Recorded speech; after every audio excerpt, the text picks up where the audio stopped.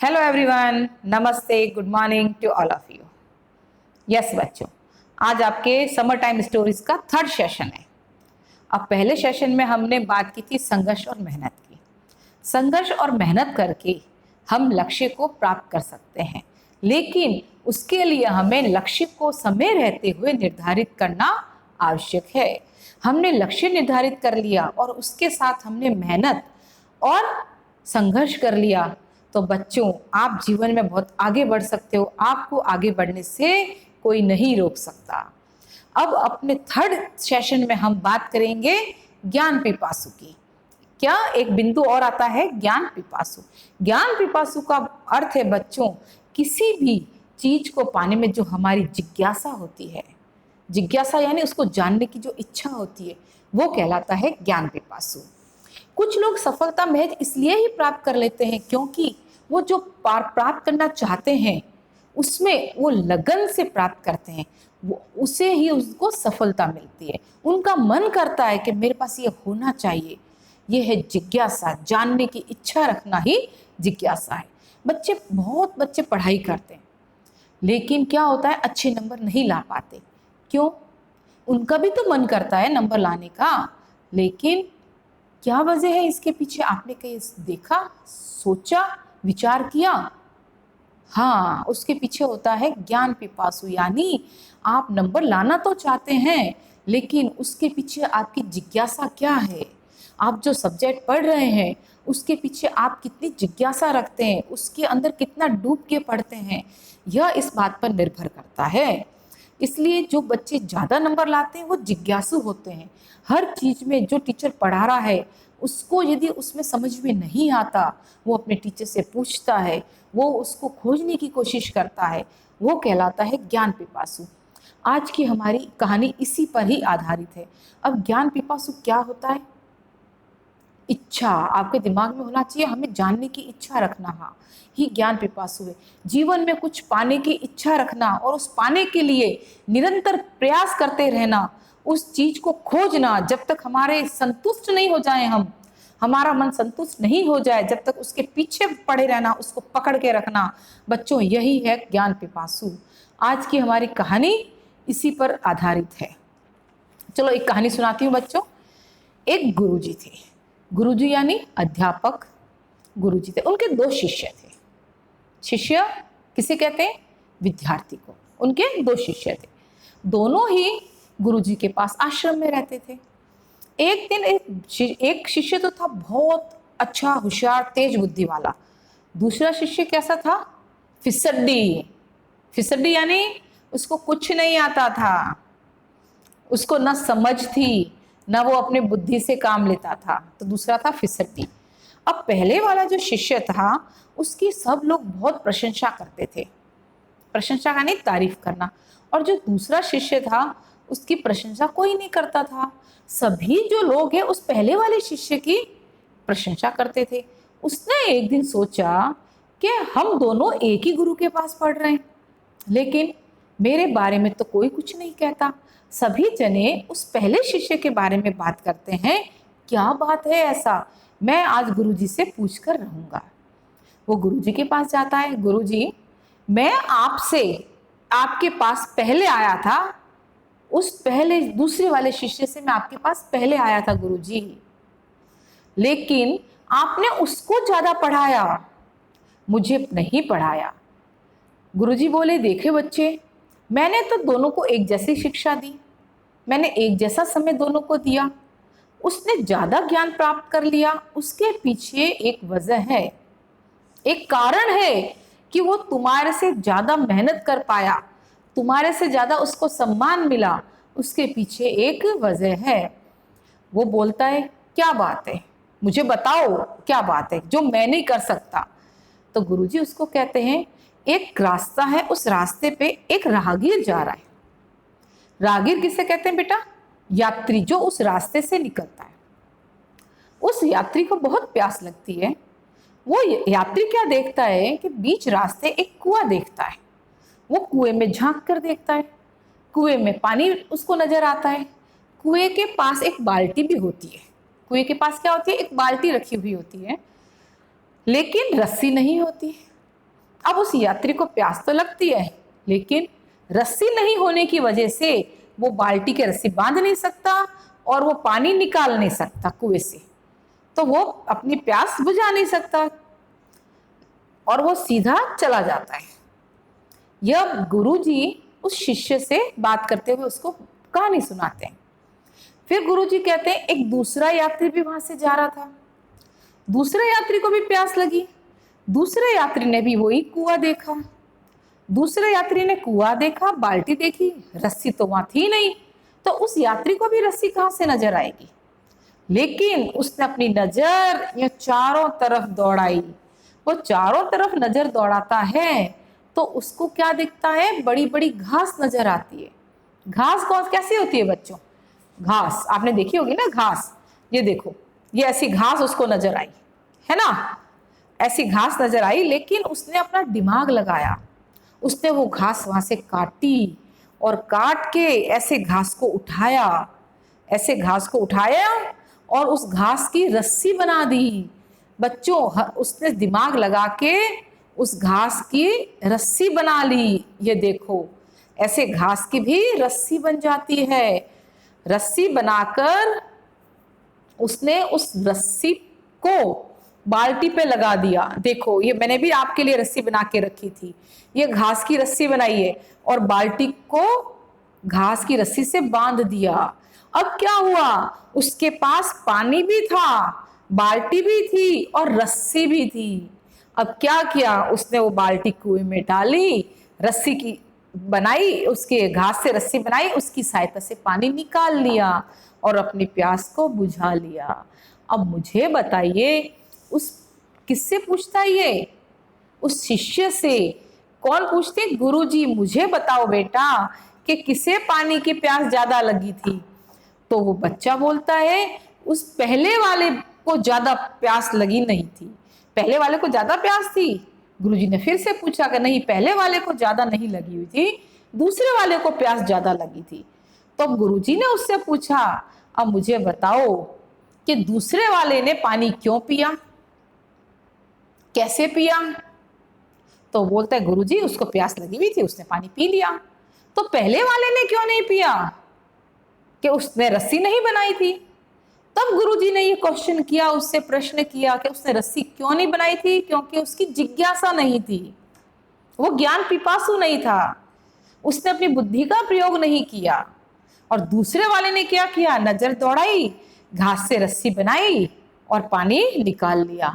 तो बच्चों, ये होता है ज्ञान पिपासु, यानी किसी चीज को जानने की इच्छा रखना, जिज्ञासा होना।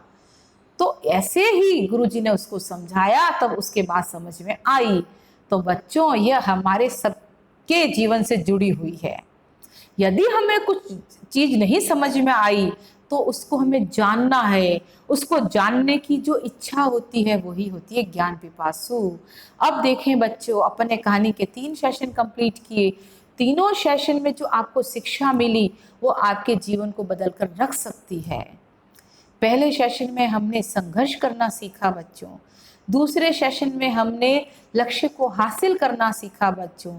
लेकिन संघर्ष और लक्ष्य हासिल करने के पीछे जिज्ञासा होनी चाहिए। यदि जिज्ञासा ही नहीं होगी तो आप लक्ष्य हासिल नहीं कर सकते, आपका संघर्ष है जो व्यर्थ चला जाएगा। तो बच्चों, ये तीनों कहानियां को रिलेटेड करके मैंने आपको सुनाई है, ताकि आप जो अपना टाइम लगा रहे हैं, आप जो पढ़ाई करने वाले बच्चे हैं, इससे कुछ सीख सकें। अब इस कहानी से ही एक और आगे आधारित कहानी मैं आपको सुनाती हूँ। वो कहानी क्या है? हम आज 11-12 के बच्चे हैं, हम किसको ज़्यादा महत्व देते हैं? हमारे दोस्तों को महत्व देते हैं। हम हमारे पेरेंट्स की बात नहीं सुनना चाहते। तो क्या होता है, जब हम दोस्तों को ज़्यादा महत्व देते हैं, लोगों की बातों को ज़्यादा सुनते हैं, तो हम अपने उद्देश्य से भटक जाते हैं। क्योंकि सही राय देने वाले तो दोस्त आपको कम मिलते हैं, और कैसे दोस्त मिलते हैं? एक दूसरे के पीछे भागने वाले बच्चों। तो हमें किसी के पीछे नहीं भागना, ये आपका कैरियर का पॉइंट है। आपको अपना सोच समझ के काम करना है। दूसरे लोगों की फालतू की बातों को नहीं सुनना। दूसरे लोगों की कैसी बातों को, अननेसेसरी टॉकिंग को हमें नहीं सुनना। हमें किस पे ध्यान रखना है? हमारे लक्ष्य पे ध्यान रखना है। अब एक छोटी सी कहानी आपके सामने और प्रस्तुत करती हूँ मैं।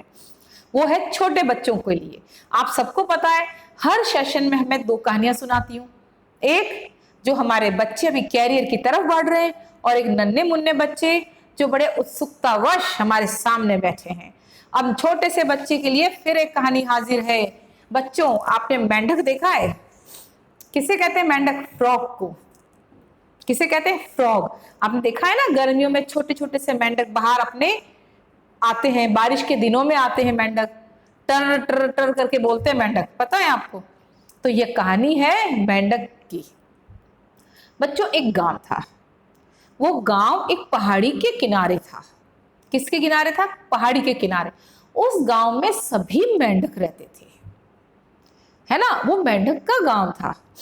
छोटे बड़े सभी मेंढक रहते थे।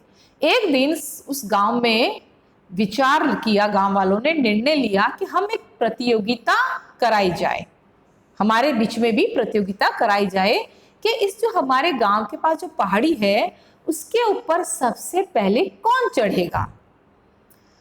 सभी मेंढक बहुत खुश हो गए। सभी खुश हुए, क्यों? क्योंकि उनके बीच में कंपटीशन होने वाला है। तो बच्चों, आज आप किसी कंपटीशन में हिस्सा लेते हैं तो आपका भी कोच होता है, आप भी उसको सीखने के लिए किसी कोच के पास जाते हैं।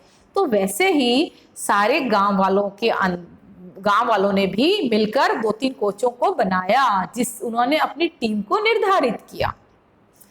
अब अलग अलग कोच में अलग अलग छांट ली गई भी मेंढक। अलग अलग कोच ने अपनी अपनी टीम को निर्धारित कर लिया और वो रोज उनसे प्रैक्टिस करवाते थे। अब प्रैक्टिस क्या करवानी थी? उस पहाड़ के ऊपर चढ़ने की प्रैक्टिस। सभी कोचों ने प्रैक्टिस करवाई। अब प्रतियोगिता का एक दिन निश्चित कर लिया गया। उस निश्चित दिन पर सभी प्रतियोगी वहां पर उपस्थित हुए। सभी के कोच उनके साथ में थे। प्रतियोगिता शुरू हुई और जो दर्शक थे, जो दूसरे मेंढक जो दर्शक थे, वो भी बैठ गए। और जब हम प्रतियोगिता करते हैं तो दूसरी पार्टी वाले और क्या करते हैं? हूटिंग करने लगाते, वाह वाह, तुम जीतोगे, तुम जीतोगे। ऐसे ही प्रतियोगिता का सही समय पर आरंभ हो गया। काफी मेंढक पहाड़ पर चढ़े गिरे, चढ़े गिरे। कोई मेंढक 2 फीट ऊंचाई पर गया, कोई 10 फीट ऊंचाई पर गया, कोई 14 फीट ऊंचाई पर गया। कोई मेंढक पहाड़ी से गिरा, फिर से उसने कोशिश की चढ़ने की, फिर गिरा, दूसरी बार गिरा, तीसरी बार गिरा, फिर उसने कोशिश की चढ़ने की। लेकिन जब ये मेंढक बार बार गिर रहे थे तो पीछे हुटिंग करने वाले क्या बोल रहे थे? ये पहाड़ तो बहुत ऊंचा है, एकदम खड़ा पहाड़ है, कैसे इस पे चढ़ेंगे, है ना? ये तो निर्णय ही गलत ले लिया हमने कि इस एकदम खड़े पहाड़ पर कोई नहीं चढ़ सकता। जब दर्शक जब ये बात बोल रहे थे, तब जो मेंढक जो प्रतियोगी थे वो जब चढ़ रहे थे तो उन्होंने उन दर्शकों की बातों को सुना, है ना? ये असंभव है, ऐसा तो कभी संभव है ही नहीं। तो जब जो मेंढक एक बार गिरा, 2 बार गिरा, तो उसने तीसरी बार हिम्मत नहीं करी, क्योंकि उसने उनकी बातों को सुना कि ये असंभव है, हम इस पहाड़ी पर नहीं चढ़ सकते। तो वो उन्होंने कोशिश नहीं की। और उस कोशिश में एक छोटा सा मेंढक और था जो एक बार गिरा, 2 बार गिरा, लेकिन बार बार गिरने के बावजूद बच्चों वो उस पहाड़ी पर चढ़ता गया। आखिर में वो पहाड़ी पर चढ़ जाता है और उसको विजय हासिल हो जाती है। सारे गांव वाले एकदम अचंभित हो जाते हैं। क्यों?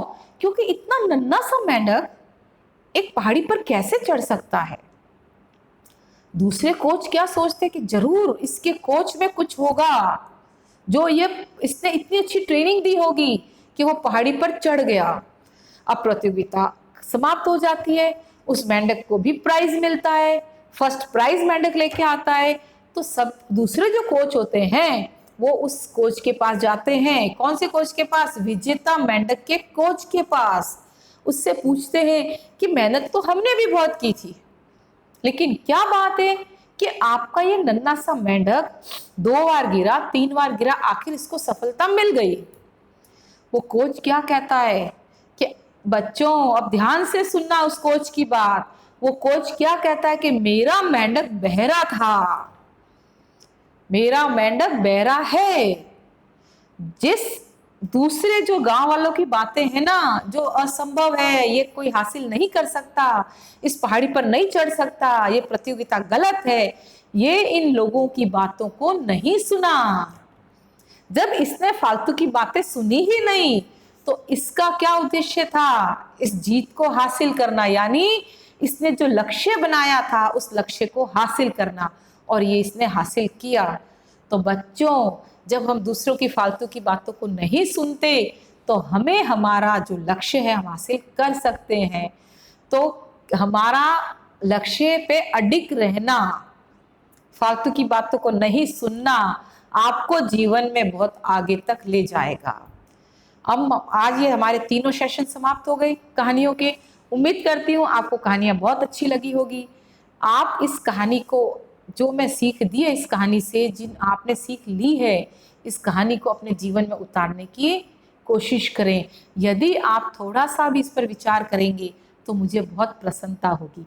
आगे भी कैंप लगाते जाएंगे, आगे भी हमारे सेशन होते जाएंगे। बच्चों, मैं उम्मीद करती हूँ आप मेरे साथ जुड़े रहिए और आप हमारे कमेंट NNRSV के फेसबुक पर और RSV ग्रुप ऑफ स्कूल के यूट्यूब चैनल पर हमें भेजते रहिए। इसी के साथ मैं आपसे विदा लेती हूँ। नमस्ते।